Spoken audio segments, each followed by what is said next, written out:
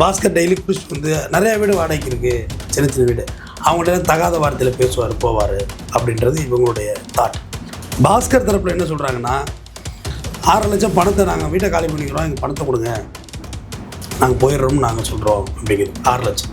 கணேஷ் கோபால் தரப்பு என்ன சொல்கிறாங்கன்னா, நான் 6 லட்சம் பணத்தை நைட்டே கொடுத்துட்டேன், அது இவங்க பொண்டாட்டி அக்காக்கெல்லாம் தெரியல, ஆனால் இப்போ நான் 4-5 பேரை வச்சு தான் கொடுத்தேன், அவங்களுக்குலாம் தெரியும், அவங்களாம் சொல்லுவாங்கன்னு சொல்கிறார்.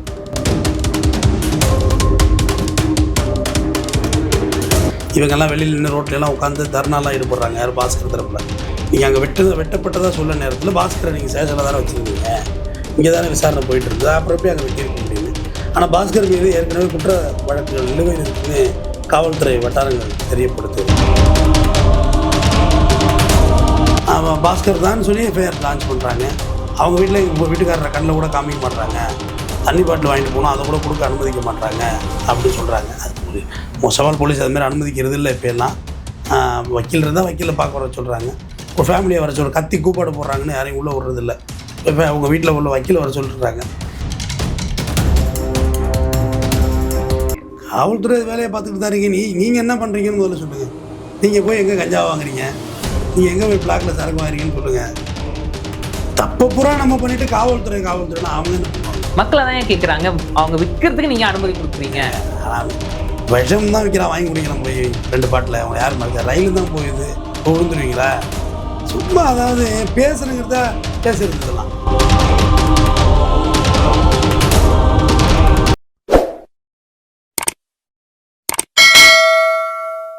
அனைவருக்கும் வணக்கம். இன்று நம் நேர்காணலுடன் இணைந்திருக்கும் சிறப்பு விருந்தினர் குற்றவியல் வழக்கறிஞர் திரு RS தமிழேந்தன் அவர்கள். வணக்கம் சார். சார் வணக்கம் சார். சார், சமீப காலமாக சென்னையில் இந்த குற்ற சம்பவங்கள்லாம் அதிகமாக இருக்குது அப்படின்னு ஒரு சென்செக்ஸ் சொல்கிறாங்க சார். அதுலேயும் முக்கியமாக வீட்டின் உரிமையாளர், அந்த வீட்டில் குடியிருக்கிறவங்க, இவங்களுக்கு இடையில் அந்த ஏற்பட பிரச்சனையால தான் பல கேஸுகள் சென்னையில் ரிஜிஸ்டர் ஆகும்னு சொல்கிறாங்க. இப்போ கூட சமீபத்தில்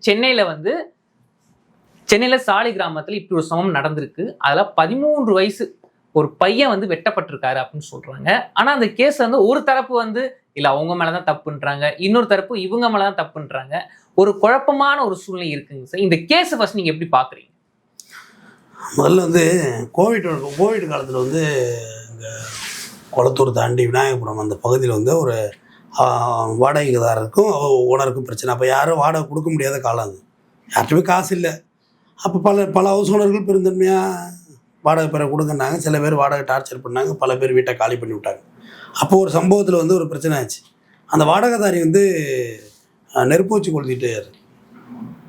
ஆமாம், எல்லோரும் மாட்டினாங்க அந்த வழக்கில்.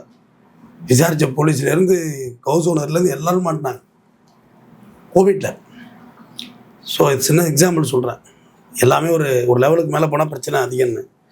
இந்த சம்பவத்தை பொறுத்து சென்னை சாலிகிராம், அதாவது விருகம்பாக்கம் போலீஸ் லிமிட்டில் கணேஷ் கோபால் என்பவர் குடும்பத்துடன் வசித்து வருகிறார். சொந்த வீட்டில் ஹவுஸ் ஓனர், மெட்ராஸில் பட ஹவுஸ் ஓனர் வசித்து வர்றாரு. அந்த வீட்டின் மேல் தளத்தில் ஃபஸ்ட் ஃப்ளோரில் வாடகைக்கு விட்டுருக்கிறாரு. அது பாஸ்கரன் அப்படிங்கிறவர் வாடகைக்கு இருந்திருக்கிறாரு. ஒரு கடந்த 2 வருடமாக இருந்திருக்காரு. வாடகைங்கிறது லீஸ் 6.5 லட்ச ரூபா லீஸுக்கு இருந்தார். வாடகை வேறு, லீஸ் வேறு, ரெண்டுக்கு வேறு ஒரு டிஃப்ரென்ஸ் இருக்குது.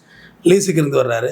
இப்போ பாஸ்கர் மீது இவங்க சொல்கிற குற்றச்சாட்டு, நம்ம காவல்துறைங்கிறத விட இருதரப்பும் சொல்கிற குற்றச்சாட்டை சொல்லிடுறேன். பாஸ்கர் தரப்பு கணேஷ் கோபால் தரப்பு என்ன, ஹவுஸ் ஓனர் தரப்பு என்ன சொல்கிறாங்க, டெனன்ட் சைடுனாக்க, பாஸ்கர் டெய்லி குடிச்சிட்டு வந்து நிறையா வீடு வாடகைக்கு இருக்குது, சின்ன சின்ன வீடு, அவங்கள்ட்ட தகாத வார்த்தையில் பேசுவார் போவார் அப்படின்றது இவங்களுடைய தாட். பாஸ்கர் தரப்பில் என்ன சொல்கிறாங்கன்னா, 6 லட்சம் பணத்தை நாங்கள் வீட்டை காலி பண்ணிக்கிறோம், எங்கள் பணத்தை கொடுங்க, நாங்கள் போயிடுறோம்னு நாங்கள் சொல்கிறோம் அப்படிங்கிறது 6 லட்சம். கணேஷ் கோபால் தரப்பு என்ன சொல்கிறாங்கன்னா, நான் 6 லட்சம் பணத்தை நைட்டே கொடுத்துட்டேன், அது இவங்க பொண்டாட்டி அக்காக்கெல்லாம் தெரியல, ஆனால் இப்போ நான் 4-5 பேரை வச்சு தான் கொடுத்தேன், அவங்களுக்குலாம் தெரியும், அவங்களாம் சொல்லுவாங்கன்னு சொல்கிறாரு. ஒரு வேளை அவங்களாம் அப்படி சொன்னாங்க, அது ஏற்றுக்கிற விஷயந்தான். இதுதான் இதோட பிரச்சனை. உச்சமாக போக்குள்ள வீட்டை காலை செய்யக்குள்ள பிரச்சனை ஓவர் ஆகுது. ஆனால் பாஸ்கர் தரப்பு பணம் கொடுக்கல ஹவுஸ் ஓனருங்கிறத அதையே ரிப்பீட்டடாக அவங்க சொல்கிறாங்க. இந்த நிலையில் நம்ம கணேஷ் கோபால் அவரோட பையன் முதுகில் ஒரு பெரிய வெட்டு. எதுக்காக? நான் 13 வயசு பையன் 31 தையல் போட்டிருக்காங்க. சூர்யா மருத்துவமனையில் சேர்த்துருக்குறாங்க. 31 தையல் போட்டிருக்காங்கன்னா சாதாரண வெட்டு கிடையாது, அவ்வளோ பெரிய வெட்டுக்காயம் இருக்குது. அதை பாஸ்கர் தான் வெட்டிட்டாரு அப்படின்றது கம்ப்ளைண்ட் லான்ச் பண்ணுறாங்க. R5 விருகம்பாக்கத்தில் கைது பண்ணுறாங்க பாஸ்கரை. இவங்கெல்லாம் வெளியில் நின்று ரோட்லலாம் உட்காந்து தர்ணாலாம் ஈடுபடுறாங்க. யார் பாஸ்கர் தரப்பில். நீங்கள் அங்கே வெட்டப்பட்டதாக சொல்ல நேரத்தில் பாஸ்கரை நீங்கள் ஸ்டேஷனில் தானே வச்சுருந்தீங்க, இங்கே தானே விசாரணை போயிட்டு இருந்தது, அப்புறம் எப்படி அங்கே வெட்டியிருக்க முடியும்னு. ஆனால் பாஸ்கர் மீது ஏற்கனவே குற்ற வழக்குகள் நிலுவையில் இருக்குன்னு காவல்துறை வட்டாரங்கள் தெரியப்படுத்துகிறது. விசாரணை நடைபெற்று கொண்டிருக்கிறது. இதுதான் இந்த வழக்கின் சாராம்சம். பேஸ் இந்த வழக்கில் இதுதான். இது தொடர்ந்து தான் இப்போ போலீஸ் புலனாய்வை மேற்கொள்ளணும். அங்கே உள்ள சிசிடிவி ஃபுட்டேஜை பார்க்கணும். வெட்டினாங்களா வெட்டலையா, இல்லை எப்படி அந்த பையனுக்கு வெட்டுக்காயம் ஏற்பட்டுருக்குங்கிறத பார்க்கணும். பாஸ்கர் தான் சொல்லி எஃப்ஐஆர் லான்ச் பண்ணுறாங்க. அவங்க வீட்டில் எங்கள் வீட்டுக்காரரை கண்ணில் கூட காமிக்க மாட்றாங்க, தண்ணி பாட்டில் வாங்கிட்டு போனோம் அதை கூட கொடுக்க அனுமதிக்க மாட்றாங்க அப்படின்னு சொல்கிறாங்க. அது மோசவால் போலீஸ் அதுமாரி அனுமதிக்கிறது இல்லை. இப்போ எல்லாம் வக்கீல் இருந்தால் வக்கீலில் பார்க்க வர சொல்கிறாங்க. ஒரு ஃபேமிலியை வர சொல்கிற கத்தி கூப்பாடு போடுறாங்கன்னு யாரையும் உள்ளே விடுறதில்ல. இப்போ அவங்க வீட்டில் உள்ள வக்கீலை வர சொல்லிட்டுருக்காங்க. இதுதான் அந்த வழக்கில் போயிட்டுருக்கு. சென்னையில் என்ன இல்லை தம்பி, எல்லா இடத்துலையும் வாடகைதாரி ஹவுஸ் ஓனர் டெனன்ட் ரிலேஷன்ஷிப் எங்கேயுமே சரியில்லை, ரியலாகவே சரியில்லை. நானும் நிறையா சென்னையில் வாடகையில் சுற்றி இருந்திருக்கேன். போன வாரம் தான் நான் ஒரு 2007-08 வாடகைக்கு இருந்த வீட்டு ஓனரை போய் பார்த்துட்டு வந்தேன். நிறையா பழம்லாம் வாங்கிட்டு போய் பார்த்துட்டு வந்தேன். அப்புறம் சின்ன பையனா மெட்ராஸோட இன்னிங்ஸு அவங்களுக்கு சந்தோஷம் தாங்க முடியல. குட்டிவாக்கத்தில் அவங்களுக்கு சந்தோஷம் தாங்க முடியல. அவங்க என்னை ரிமைண்ட் பண்ணுறதுக்கு ரொம்ப கஷ்டப்பட்டாங்க. அப்புறம் என் குரல் ஒன்றுனா இந்த குரல் அப்போலேருந்து மாறாமல் தான் இருக்குது. அப்புறம் ரிமைண்ட் பண்ணாங்க, ஐயா இது மாதிரிலாம் யாரையா வர்றான்னு சொல்லி உட்கார வச்சு அவங்க காப்பி போட்டு டீ போட்டு அவங்க அன்பை வந்து பொழிஞ்சிட்டாங்க. அந்த குடும்பமே பேரம்பத்தியெல்லாம் எடுத்துட்டாங்க. நான் பார்த்த ஹவுஸ் ஓனர். ஸோ அது ஒரு வாடகைதாரிக்கும் ஒரு ஹவுஸ் ஓனருக்குமான ரிலேஷன்ஷிப் அப்படி தான் இருக்கணும். ஐயா, இப்போ நீங்கள் ஒரு விஷயம் அழகாக சொன்னீங்க. ரிலேஷன்ஷிப் வந்து இப்போ சரியில்லை, அந்த வாடகை சரி. ஆனா இந்த இடத்துல என்னங்கன்னா, இப்போ இவங்க வந்து ஒரு 6 லட்சம் கொடுத்துருக்காங்க. அமௌண்ட் வந்து கைமா, இவங்க சொல்றது பொய்யோ உண்மையோ. ஆனா ஒரு அமௌண்ட் திருப்பி கொடுக்கும் போது ஒரு டாக்குமெண்ட் இருக்கணும் இல்லையா? டாக்குமெண்ட் எதுவுமே இவங்க கொடுக்கல. இவங்க தான் ப்ரூஃப் இருக்குங்களா, ப்ரூஃப் காட்டுங்க அப்படின்றாங்க. ஒரு பணம் திருப்பி கொடுக்கும் போது ஒரு டாக்குமெண்ட் கொடுத்தது பிரச்சனை வந்திருக்காருங்களே. அது மாதிரி இன்னொன்று சொல்கிறேன், அவர் தினம் குடிச்சிட்டு வந்து ரப்சை பண்ணுறாருன்னு சொன்னாங்கல்ல. அப்போயே நீங்கள் ஒரு 100 கால்ஸ் ஃபோன் அடிச்சு என்றைக்கே பிரச்சனை சார்ட் அவுட் பண்ணியிருக்கலாம்ல. குடிச்சிட்டு வந்து ரப்சை பண்ணுறாரு 100 யாராக இருந்தாலும் சரி பயப்படாதீங்க. 100 கடிச்சிங்கன்னா உங்கள் நம்பர்லாம் வெளியிட மாட்டாங்க, போலீஸ் வந்து தூக்கிட்டு போயிடும். ரப்சை பண்ணுறோம் கொண்டு வச்சு 2 சலிக்க 2 குத்து அனுப்பிடுவாங்க காலையில். நீங்கள் அதை செஞ்சுருக்கலாம்னு ஒரு 75 கேஸை போட்டு விட்ருப்பாங்க. அதை செய்யலை. இல்லை சேஷனை அணுகணும் இல்லைங்க, ரைட்டில் இல்லை எல்லாம். இங்கே வந்து விஜய் சேதுபதி ஒரு படத்தில் சொல்லுவார், யோ இந்த வீட்டில் ஒருத்தர் தூக்கு மாட்டி தூங்குனான் சொன்னியா நீ, அது என்ன கரண்ட் பில்லுக்கு தனியாக அப்புறம் உனக்கு காசு, ஒயரை மேலே வலிக்கணும், வீடுனா ஒயரை கீழே இருந்து மேலே வலிக்கணும், லெட்டின் இருக்கணும், குழாயை திறந்த தண்ணி வரணும், அதுதான் என் வீடு.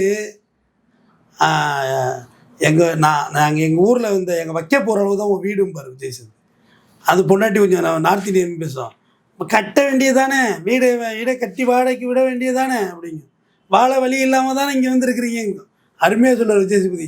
வாழ வழி இல்லாமல் வந்து ஒன்று வழிபறி பண்ணுறியம்மா, உன் மூஞ்சில் முடிச்சுட்டு போனால் பொடிக்கு போகல சிக்குமான்ட்டு போவார். உண்மையிலே நல்லா இருந்தது. வாடகையில் அடிப்பட்ட எல்லாருக்கும் இந்த வழி இருக்கும். வாடகையில் இருக்கிற நம்மளை ஒரு 2ஆம் தர குடிமக்களாக பார்க்குறாரு. நான் இந்த சம்பவத்துக்கெல்லாம் சப்போர்ட் பண்ணல தம்பி, இது தள்ளிடுங்க. இது போலீஸ் கேஸ் விசாரணை போயிட்டுருக்கு, அது தனி ட்ராக்கு, அதுக்கு என்ன நடவடிக்கை அது பண்ணணும். இப்படி தான் நடைபெறுது பல இடங்களில். சில இடங்களில் ஹவுஸ் ஓனர் பாதிக்கப்படுகிறாரு. டெனண்ட் உள்ளே உட்காந்தா காலி பண்ண மாட்டோம். என்னைக்கு பொசிஷனில் இருக்கவங்க தான் வெயிட்டு, உள்ளுக்குள்ளே இருக்காங்கல்ல அவங்களுக்கு தான் வெயிட். அவங்கள அள்ளியெல்லாம் நீங்கள் ரோட்டில் வச்சிட முடியாது. கோர்ட்டு கேஸுன்னு 1008 ப்ரொசீஜர், அது ஒரு 3 வருஷம் இருக்கும். கழிச்சு தான் ஒரு முடிவுக்கு வர முடியும். அதுக்கு அப்பீல் இருக்குது, போயிட்டே தான் இருக்குது. அதனால் உள்ளே இருக்கவங்களுக்கு தான் வெயிட்டு. அப்போ இஎம்ஐ கட்டணும், ஹவுஸ் ஓனர்ஸும் இஎம்ஐ கட்டணும், பாவம் தானே. அவங்க எங்கே போவாங்க, வீட்டை கட்டியிருப்பாங்க. அவங்களுக்கும் நம்ம சாதகமாக பேசுகிறோம், 2 தரப்பும். ஆனால் சார் இங்கே பார்க்க வேண்டிய ஒரு விஷயமும் இருக்குங்க சார். இப்போ விசாரணையில் போலீஸ் என்ன சொல்லியிருக்காங்கன்னா, பாஸ்கர் மேலே ஏற்கனவே பல கேஸுகள் இருந்திருக்கு அப்படின்னு. ஒரு வீட்டு உரிமையாளர் ஒருத்தங்க வீட்டு வந்து வாடகை விட போகிறான் அப்படின்னா அவங்கள வந்து விசாரிச்சுருக்கணும். ஆனால் விசாரிக்காமே இப்போ நிறைய ஹவுஸ் ஓனர் பண்ணுற தப்புகள் இதுதான். பணம் அதிகமாக கொடுக்குறாங்க, வாடகை அதிகமாக வருது, கரெக்டாக வந்து ஓகே அவங்க மேலே தப்பு இருக்குது, அது 2வது பட்சம் பார்த்துக்கலாம் அப்படின்னு ஒரு தப்பை வந்து இப்போ இருக்க ஹவுஸ் ஓனர் செய்கிறாங்களோ அப்படின்னு ஒரு கேள்வி வருதுங்களே. இதை விட கேவலமாக பியூர் வெஜிடேரியன் ஒன்லின்னு போர்டு வைக்கிறாங்க. அது கேவலமா இல்லையா உங்களுக்கு? ரொம்ப இனிக்குது அந்த வார்த்தை. அது என்ன அர்த்தம்? என் ஜாதியை தானே கேட்குறீங்க. பியூர் வெஜிடேரியன் அவ்வளோ யோக்கிய உத்தம புத்திரனா வீட்டை வாடகை கூடாதடா, நீயே வச்சுக்கடா வீட்டை, எதுக்கு போர்டு போடுற? பியூர் வெஜிடேரியன்னு கேவலமாக இல்லாது, உன் புத்தி எவ்வளோ கேவலமான புத்தியாக இல்லாது, அதுக்கு என்ன அர்த்தம்? வெஜிடேரியன் விட அதுக்கு அர்த்தம் என்ன தம்பி? என் ஜாதியை கேட்குற, அவ்வளோ சுத்தமாக இருக்கு நீ வாடகை கூடாத வீட்டை, வீட்டை வச்சுக்கோ பத்திரமா.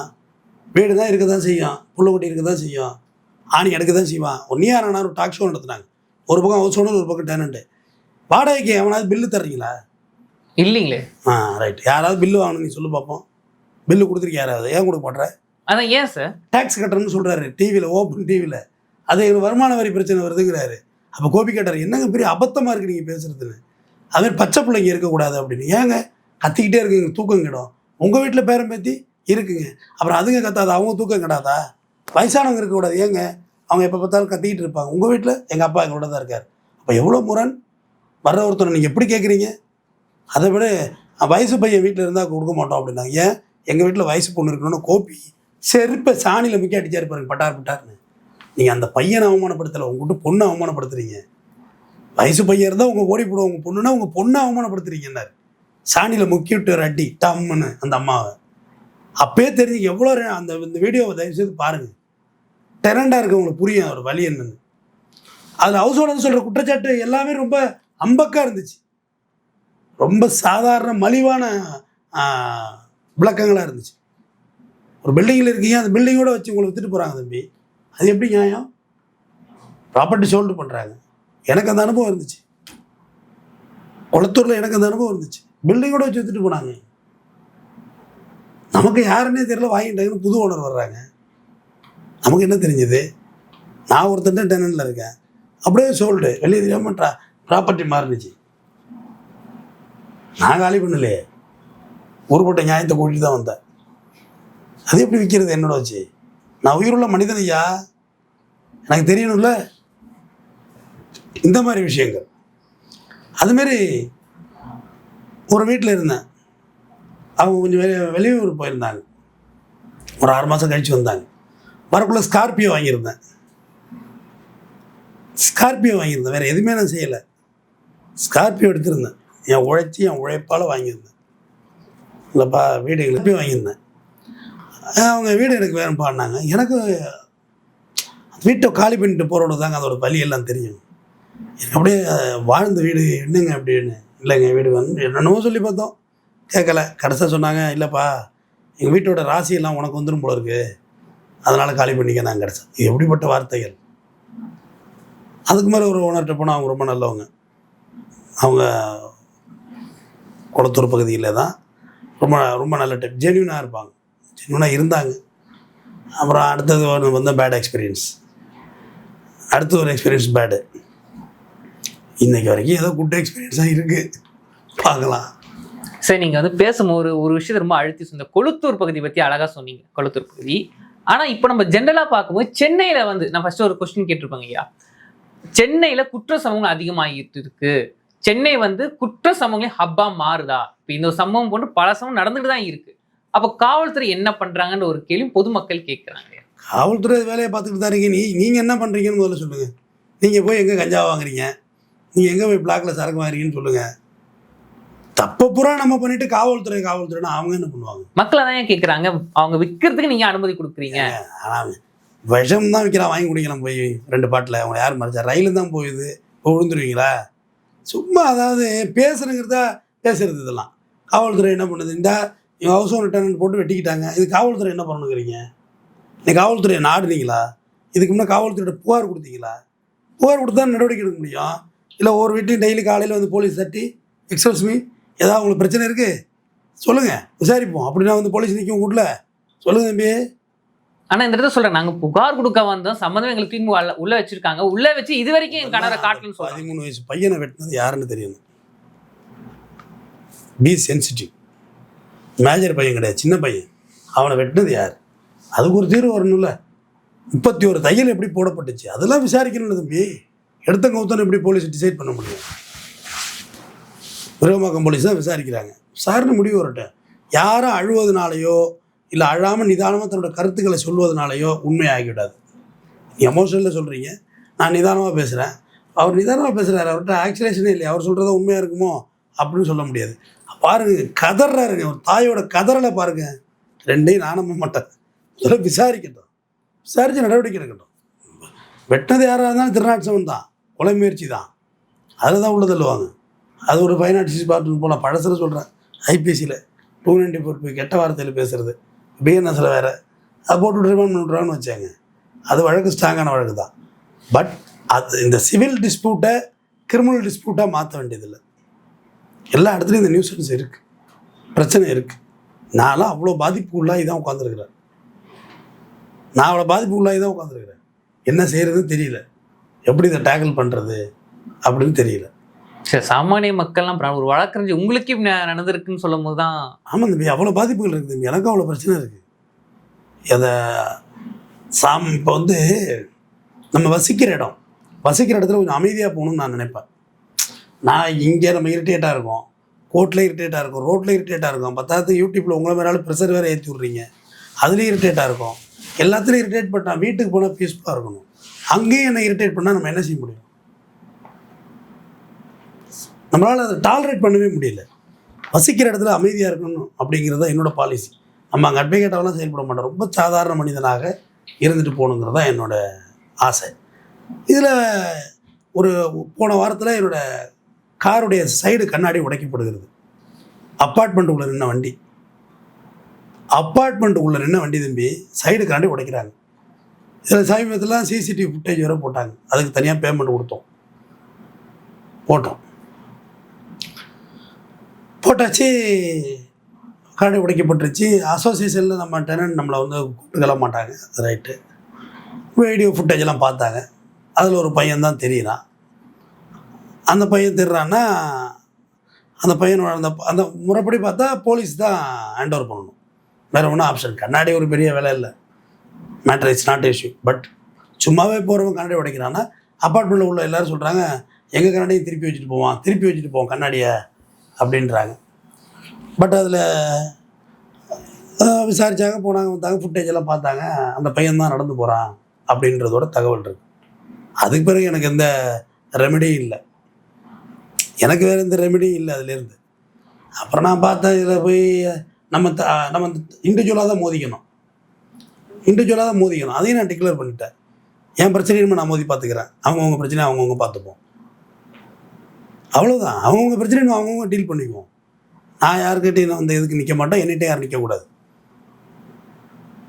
ஒரே வார்த்தை முடிச்சாச்சு, டாட். வேறு என்ன சொல்லணுங்கிறீங்க? அவ்வளோதான் செய்ய முடியும்.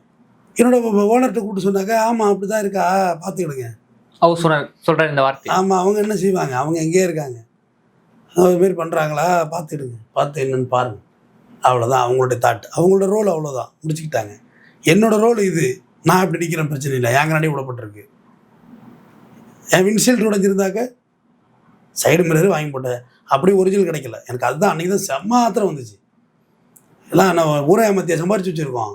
ஒன்று உயிரை கொடுத்து உழைச்சி அதை தேர்த்தி அப்படி என்னோட காதலி மாரி என் கார் எனக்கு அப்படி பாசமாக வச்சுருக்க வண்டியை ஒரிஜினல் மிரரு, அதுதான் கம்பெனி மிரர், பிராண்டு, வெள்ளையிலே வரும், வெள்ளை வண்டி.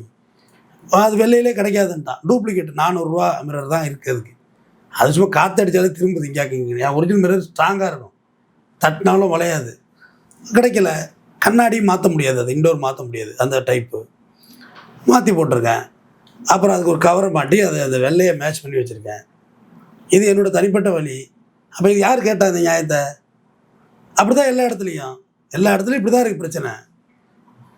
எல்லா ஹவுஸும் அப்படி தான் இருக்காங்க, ரெஸ்பான்ஸ் இல்லாமல். அவ்வளோ இதை பற்றி ரெஸ்பான்ஸ் பண்ணுறது கிடையாது. அவங்க சாமத்தோட்டு தான் ஹவுஸ் ஓனர் டெனன்ட் ரிலேஷன்ஷிப் இங்கே கிடையாது. நான் சொன்னல, ஒரு ஹவுஸ் ஓனர் போய் பாசமாக பார்த்துட்டு வந்தேன்னு, அவங்க அவ்வளோ அன்பாக இருப்பாங்க என்கிட்ட. வாயா, இருந்துட்டியாயா, சாப்பிட்டியாயா அப்படிம்பாங்க உட்காந்து. அவ்வளோ அன்பாக இந்த வார்த்தை இன்னுமே என் காதில் கேட்குது. நான் ஒரு இடத்துலையும் நல்ல எக்ஸ்பீரியன்ஸோடு தான் நான் வந்திருக்கேன். எல்லா இடத்துலையும் நல்ல அனுபவங்கள் இருக்குது. நான் எல்லா இடத்துலையும் அப்படி தான் நானும் இருந்திருக்கிறேன். இப்போ இந்த பில்டிங்கே ஆல்மோஸ்ட் 8 இயர்ஸ் இருக்கும். 8 இயர்ஸ் அந்த பாண்டிங்கோடு தான் இருக்கிறோம், அந்த ரிலேஷன்ஷிப்போட. அதுக்கு சொல்ல வர்றேன், நம்ம ஒரு இடத்துல இருக்கிறோம், நமக்காண்டி இவ்வளோ கோடிக்கு வீடு கட்டி கொடுத்துருக்குறான், அவனை நம்ம மதிக்கணும்ல. நம்ம என்ன தான் வாடகை கொடுத்தாலும் தம்பி, இத்தனை கோடி வீடு கட்டி கொடுத்துருக்கான். ஃப்ளைட்டில் ஏறி போகிறோம், ஃப்ளைட்டில் பிரச்சனை பண்ண ஒன்று விடுவாங்களா? அதுமாரி தானே வீடும். ஆனால் ஃப்ளைட்டு உனக்கு எவ்வளோ மரியாதை கொடுக்குது. ஏர் ஹோஸ்டஸ், வெல்கம் சார், என்ன சார் வேணும், வாட் யூ வாண்ட், இந்தாங்க cup of coffee or drinks, இந்தாங்க சாக்லேட்ஸ் கொடுக்குறாங்கல்ல. அப்போ அந்தளவுக்கு அவங்களுக்கு ரெஸ்பான்ஸ் கொடுக்கணும்ல. யாரையும் மதிக்கிறதுக்கெல்லாம் தயாராக தம்பி. எல்லாரும் அவங்கவுங்க தான். அவங்கவுங்க பாட்டத்துக்கு அவங்கவுங்க செயல்பட ஆரம்பிச்சிட்டாங்க. இப்போ பாருங்க, இதை விட இன்னொரு இதே லிமிட்டில் ஒரு ஸ்டோரி சொல்கிறேன், கேளுங்க. சாதாரண பார்க்கிங் பிரச்சனை. நீங்கள் வந்து ஈச்சர் வண்டி வச்சுருக்கீங்க, பெரிய வண்டி. அந்த வண்டி யார் கடைசியாக கொண்டு பார்க் பண்ணுறதுல பஞ்சாயத்து. இந்த பஞ்சாயத்தில் டபுள் மர்டர் நடக்குது. நான் சொல்கிறது 10 எழுத்துக்குள்ள. அக்யூஸ் யாருன்னா அப்பா, 2 பிள்ளைங்க அக்யூஸ்ட். அப்பாவுக்கு வயசு சீனியர், கொஞ்சம் வயசு மூத்தவர். ஜெயிலில் வந்து ஜன்னலில் போட்டு வேட்டியை போட்டு தூக்க மாட்டேங்குது, செத்து போயிட்டார். படிச்சிருக்கீங்களா? ஏமா இருக்கா? இதே லிமிட்டு தான். ஜெயிலில் கழுத்தில் வேட்டியை போட்டு இழுத்து, தொண்டை இப்படி இழுத்து சூசைட் பண்ணிட்டார். கொலை கேஸ் ஆகி போச்சு, கொலையே ஆகி போச்சு. டபுள் மர்டர் இல்லை. அதில் ஒரு லேடிஸ் ஒன்று மர்டர் ஆனதில்ல. விளையாட்டு விஷயமே கிடையாது. இங்கே எதையுமே நாசுக்காக கையாளுங்க, காவல் நிலையம் மூலயமா கையாளுங்க, இல்லாட்டி கடந்து போயிடுங்க. நன்றி. நன்றி சார், தொடர்ந்து பேசுவோம்.